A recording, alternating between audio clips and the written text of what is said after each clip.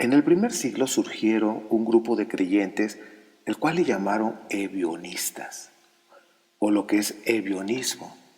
Eran creyentes en Yeshua, pero ¿cuál era su base doctrinal? Eso es lo que aprenderemos en este podcast. ¿Estás listo?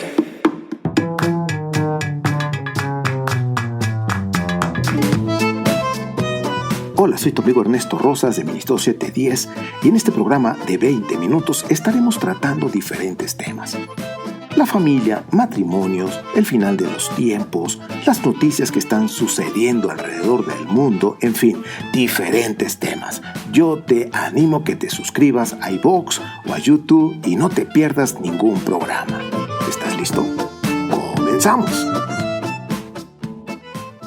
Hola, ¿qué tal, queridos amigos? Aquí estamos nuevamente en otro podcast y estamos hablando del tema de los ebionistas o ebionitas o el ebionismo. Pues eran creyentes en Yeshua.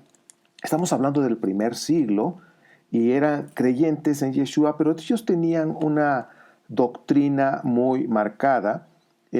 Obedecían la Torá, abrazaron la Torá, celebraban las fiestas, el Shabbat, comían limpio, o sea, los puntos relevantes que la Torá nos muestra. Orígenes habló de ellos y escribió acerca de los ebionitas. Orígenes dice que había dos tipos de ebionitas que eran creyentes en Yeshua. Dice que el primer grupo eran los que creían en Yeshua, pero que nació de una virgen sin la intervención de Joseph. Ese era el primer grupo. Es decir, lo que es el nacimiento virginal a través del Espíritu Santo, como lo maneja Mateo y Lucas. Pero el segundo grupo es los que creían en Yeshua, pero que había sido un ser humano, como Moshe, como David, y que su padre biológico era Joseph, ¿sí? Entonces, vemos aquí ya dos grupos que Orígenes en sus escritos dejó, y esta es la fuente que David Berkot en el Diccionario of Early Christian, Beleth, en la página 225, Hendrickson, 1998. Entonces, estamos viendo aquí que Orígenes decía, hay dos tipos de ebionitas, los que creen que Yeshua vino de manera sobrenatural, sin la intervención de Joseph, y el segundo grupo, los que dicen que su padre biológico es precisamente Joseph. Bien, pues ahora vamos a ver también que los tipos de ebionitas también se les conocen como los nazarenos. Hay un grupo conocido como los nazarenos. Como vuelvo a repetir, vuelvo a decir esto. Para Orígenes había dos grupos, pero también Philip Scaff, que es otro historiador, en un libro que se llama History of the Christian Church, en la página 431, en la editorial Hendrickson 2006, tercera impresión, nos dice que los nazarenos creían en Yeshua, obedecían la Torá, solamente aceptaban el Evangelio de Mateo, ¿sí? El Mateo en hebreo precisamente, no en griegos. Entonces, después del primer siglo, pues ahora sí que el libro de Mateo que fue escrito fue escrito en el año 80, 85, podemos decir que a partir de ese momento que ya Mateo estaba rolándose en las congregaciones, ellos nada más aceptaban los escritos de Mateo, las cartas de Pablo las rechazaban. Creían en la divinidad de Yeshua. Pues podríamos decir que era una secta judeocristiana, o judeomesiánica, era un grupo pequeño, estos conocidos como nazarenos. Ellos esperaban el reino, ese reino del milenio, del Mashiach, que va a ser aquí en la tierra. Ellos estuvieron esperando todo ese tiempo, creyendo que el milenio iba a llegar con el regreso del Mashiach, pero pues en ese tiempo, en el primer siglo, pues no regresó el Mashiach. Actualmente lo seguimos esperando. También vemos que según este historiador, Phyllis Scaff, también hay otro segundo grupo de ebionitas, pero este segundo grupo se divide en el fariseísmo y los esenios. Este segundo grupo fue el más radical en sus creencias, en sus enseñanzas. Fue un grupo que se identificaba con los fariseos y el otro grupo se identificaba con los esenios. Estaban retirados. Recordemos que los esenios no aceptaban el liderazgo del sacerdocio que estaba operando en el primer templo, por toda la corrupción que se movió, en fin. Entonces, por eso los esenios se retiraron y rechazaban a ese liderazgo. Este primer grupo, hablando del fariseísmo, era el más grande, el más numeroso. Ellos abrazaron el legalismo de los fariseos. Es el grupo que Pablo en algún momento tuvo problemas en Galacia, conocidos como los judaizantes. Y esa fue la razón por la que Pablo escribió esa carta a los Gálatas. Este grupo de ebionitas fariseos o del fariseísmo, conocidos como los judaizantes, por decirlo así, tenían varios postulados que conocemos como los ebionitas fariseicos. Y esto viene precisamente en el libro que les acabo de mencionar de Phyllis Scaff, History of the Christian Church. Y aquí en la página 433, pues menciona estos postulados. Voy a mencionar de manera general los postulados de los ebionitas fariseos. Ellos rechazaban la doctrina de Pablo totalmente, no la aceptaban. Creían que Yeshua fue engendrado por Joseph y que ahora sí que Joseph y Miriam eran sus padres biológicos. Que Yeshua fue como cualquier ser humano, como Moshe y como David. También la circuncisión y la observancia legalista de la Torá eran necesarias para la salvación. Esa era una postura fariseica bastante legalista y por eso ellos decían que tenían que ser circuncidados para poder ser salvos. Ese fue el problema que tuvo Pablo en Galacia. Este es el grupo precisamente de los ebionitas fariseicos. También ellos creían que Yeshua iba a regresar pronto para establecer el reino milenial en Jerusalén, que hasta la fecha seguimos esperando. Negaban la divinidad de Yeshua antes de la resurrección. También negaban la preexistencia que precisamente el Evangelio de Juan manejaba de manera ahora sí que contundente. Quiero decirles que los 4 evangelios manejan 4 tipos de cristianismo, 4 teologías diferentes, en lo que tú puedes tomar de cada evangelio lo que te convenga para formar el Mesías a la medida o formar el Mesías que tú quieres creer. Pero bueno, ya en su momento estaremos hablando un poquito más de los evangelios, aunque ya lo hicimos en la serie de Yeshua el Mesías o Yeshua el Mashiach, ya está ahí comentado. También hablando de los ebionitas fariseicos o fariseos, ellos creían que Yeshua fue ungido en el bautismo para hacer el bien y sanar y liberar a las personas. No estoy hablando de que en el bautismo fue declarado como divino o Mashiach, sino estoy hablando de que fue ungido por el Padre para hacer milagros, para sanar, para liberar, en fin. Ahora, todos estos comentarios también pueden verlo con Walter A. Elwell en Evangelical Dictionary of Theology, en el Diccionario de Teología Evangélica, en la página 362, Editorial Barker 2001. Entonces tenemos aquí pues varios pensamientos de lo que son los ebionitas de fariseicos. Ahora, con respecto a el segundo grupo de estos ebionitas, pero los esenios, ellos precisamente, después del año 70, pues ya el templo fue destruido, ellos huyeron a Transjordania. Ahí se quedaron y pues permanecieron fieles a la Torá, totalmente fieles a la Torá. Ellos creían que Yeshua fue un hombre como Moshe, como David, que fue engendrado por Joseph. Estaban en contra del servicio del templo por su corrupción.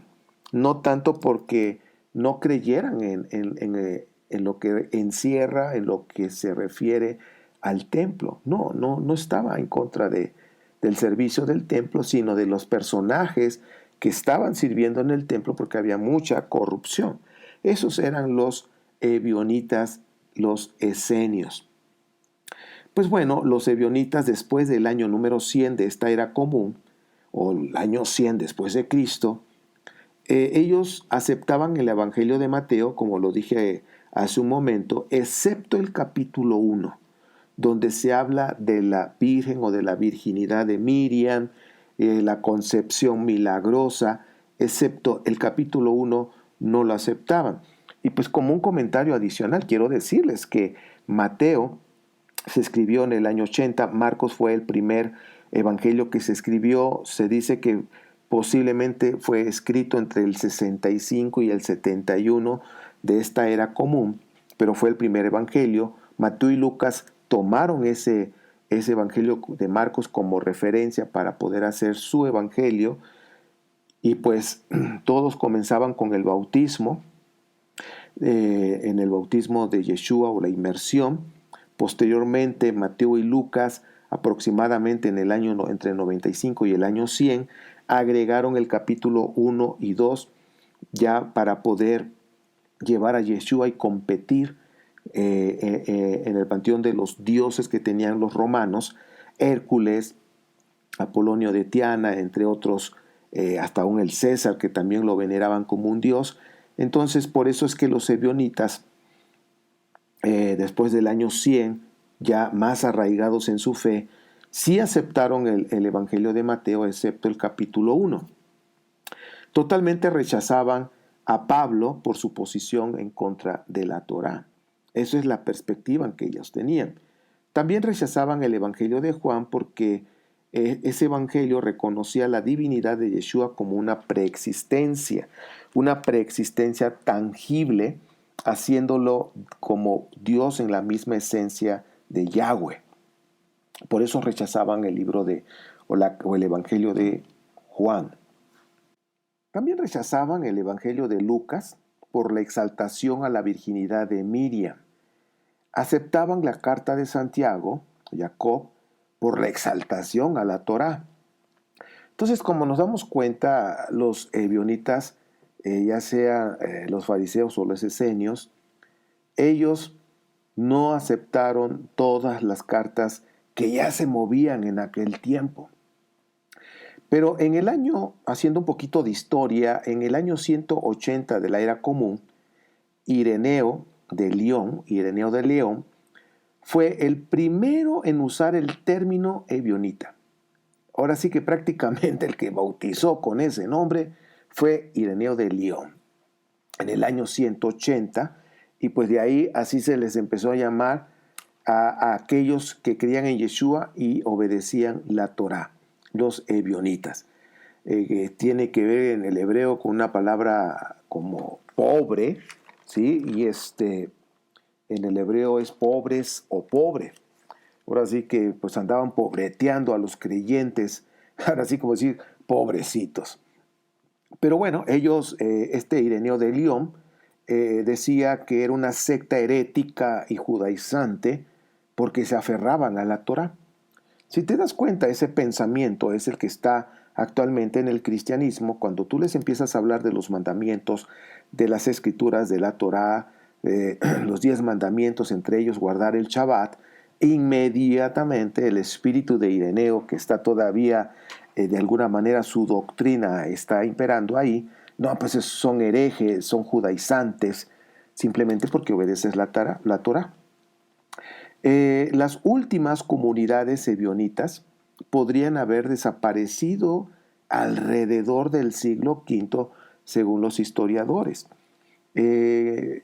Pero pues puedo decir que siempre ha habido un remanente, un grupo que ha creído en el Mesías y que guarda los mandamientos, el Shabbat. La iglesia cristiana en sus orígenes, que estamos hablando al comienzo del segundo siglo, que ya poco a poco se empezaron a alejar de sus raíces, de su fe, de sus raíces hebreas, esta iglesia cristiana reconocían a los ebionitas como los nazarenos. Incluso el libro de los Hechos lo menciona, los nazarenos. Ahora, la carta o libro de los Hechos, pues fue escrito después del año 100. Entonces, ahí es cuando también les dicen nazarenos a los ebionitas, nazarenos que son los descendientes de la iglesia primitiva judía de Jerusalén que creían en Yeshua. Es decir, esos creyentes que estaban en Jerusalén, y yo creo que es importante que nosotros veamos eso, esos creyentes que estaban en Jerusalén, que eran judíos, que guardaban la Torá, que se congregaban en Shabbat, que comían limpio, pues ellos creían en esa exaltación, en esa divinidad que Yeshua recibió, pero fue después de la resurrección. Y al decir divinidad significa que recibió en la resurrección un cuerpo inmortal. Entonces, la inmortalidad es una característica divina que Dios no tiene principio ni fin, pero aquí estamos hablando que cuando hay un cuerpo inmortal, significa que esa persona ya no va a ver la muerte, es inmortal, como lo dice así, la misma palabra, inmortal. Entonces, los nazarenos pues creían que Yeshua fue glorificado después de la resurrección. Ahora, los padres de la iglesia cristiana romana hablaban de los ebionitas. Por ejemplo, Justino Mártir en el año 140 de esta era común, Irineo de León, que fue el que les puso ebionitas, que es en el año 180. Recuerden que Justino Mártir pues, los conocía como los nazarenos. También Orígenes, también que escribió acerca de los ebionitas en el año 212 de esta era común. Y por último, por mencionar a Epifanio de Salamis, en el siglo IV, todos ellos también hablaban de los ebionitas y por supuesto Eusebio de Cesarea también estuvo y reconocía a los ebionitas, a los nazarenos. Ahora, la iglesia cristiana romana rechazaban a los nazarenos, a los ebionitas, porque obedecían la Torá, guardaban el Shabbat, rechazaban al Jesús como que decían Dios de Dios, luz de luz, que esa parte, cuando dicen que Yeshua es Dios de Dios, luz de luz, es el credo niceno-constantinopolitano. El credo niceno-constantinopolitano, pues que surgió en el año 325. Cuando decimos Dios de Dios, luz de luz, y que es ese credo, están haciendo a Yeshua a la misma altura, a la misma esencia que Yud-Het Bat-Hei, que Yahweh. Y las Escrituras nos dicen, Isaías dice claramente que Él es un solo Dios y es único. El Shema de Deuteronomio 6.4 dice que es un solo Dios, es único. O sea que no hay nadie como Él.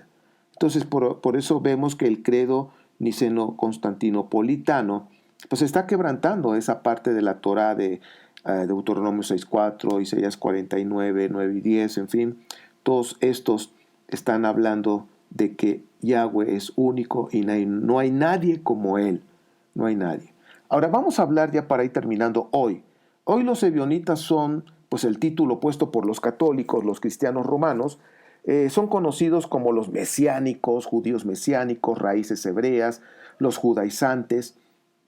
Todos estos grupos, ahora sí que podríamos decir los nazarenos, obedecen la Torah, celebran el Shabbat, celebran las fiestas, creen en Yeshua como Mashiach, comen limpio. Puedo decir que esa es la parte común que tienen todos. Pero ¿cuáles son las diferencias que hay? Las diferencias que hay en estos grupos mesiánicos, judíos mesiánicos, raíces hebreas, en fin, todos ellos, hay diferencias. Podríamos decir los que creen en la divinidad y preexistencia de Yeshua. Y ellos pues entran en el grupo de que Yeshua no fue engendrado por Joseph, sino que creen en una divinidad y preexistencia. Ese es un grupo que hay hoy en día. Hay otro grupo también de los que creen que Yeshua fue como Moshe, como David, como cualquier ser humano, y que fue engendrado por Joseph, así como creían los ebionitas en el primer siglo. En los primeros 50 años, así era la creencia. De hecho, los apóstoles creían de esa manera. Y también hay otro grupo dentro de los mesiánicos, podríamos decirles así, ahora los ebionitas. Hay los que rechazan el tercer templo, que no se va a levantar, que son los sionistas y no sé qué tanto, rechazan el tercer templo. Y hay otro grupo, los que creen que el templo va a ser levantado en la era mesiánica, de acuerdo a las profecías del Antiguo Testamento o del Tanaj, ¿sí? Las escrituras hebreas. Y hay otros que no creen que Yeshua va a regresar.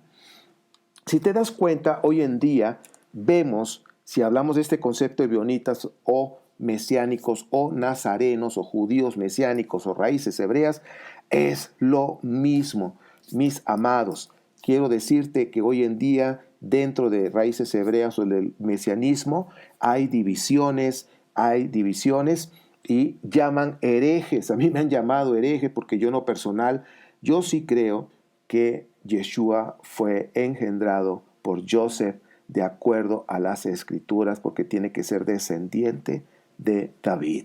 Ya hablaremos de ese tema en especial en un podcast y te daré un poquito más de amplitud. Hay otros que no creen en eso, en fin, pero a los que no creen en eso tampoco, yo no les llamo herejes. Somos libres de pensar y de creer.